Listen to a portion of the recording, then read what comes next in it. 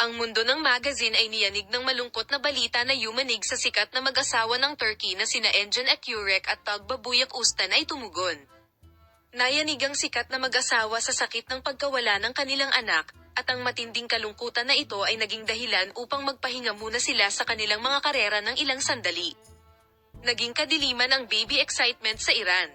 Ang kasalanan ng mga naging malapit sa loob ng maraming taon ay nasira dahil sa sakit ng pagkawala ng kanilang sanggol, na kanilang inaasam ng puso at pangarap ng isang masayang pamilya para mapalaki si Tagba. Ang mag-asawa ay nahaharap sa isang hindi inaasahang problema sa paglaon ng pagbubuntis at pinamamahala ang tanggapin ang sakit ng pagkawala ng kanilang sanggol. Ang mag-asawa, na ang pag-ibig at propesyonal na relasyon ay nakakuha ng pansin sa kanilang determinadong paninindigan matapos ang pagkawala ng kanilang anak, ay pinag-usapan sa social media.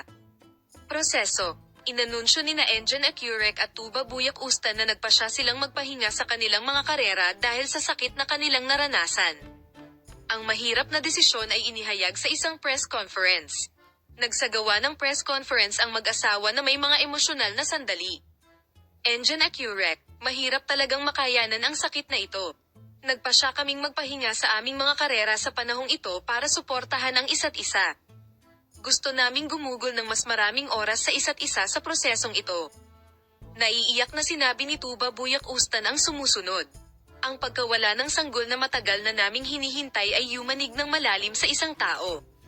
Ang aming karera ay bumalik na ngayon sa Quran dahil mayroon kaming isang mahalagang paksa na dapat pagtuunan ng pansin. Hindi namin inaasahan ang desisyong ito.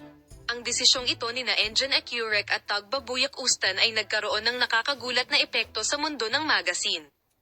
Nagsimulang suportahan ng mga tagahanga ang mag-asawa sa social media at magpadala ng mga mensahe ng suporta. Ang mahirap na desisyong ito na ginawa ng sikat na mag-asawa ay lubhang nakaapekto sa marami sa kanilang mga tagahanga. Ang mga plano sa hinaharap ay hindi sigurado. Susuportahan natin ang isa't isa at sisikaping gumaling. Ang mag-asawa ay umiiwas sa paggawa ng malinaw na pahayag tungkol sa kanilang mga plano sa hinaharap pagkatapos nitong pagkawala ng kapangyarihan. Ngunit niyakap nila ang isa't isa at nilagpasan ang sakit na ito. Sa kasalukuyan ay hindi malinaw kung itutuloy nila ang kanilang mga karera sa hinaharap.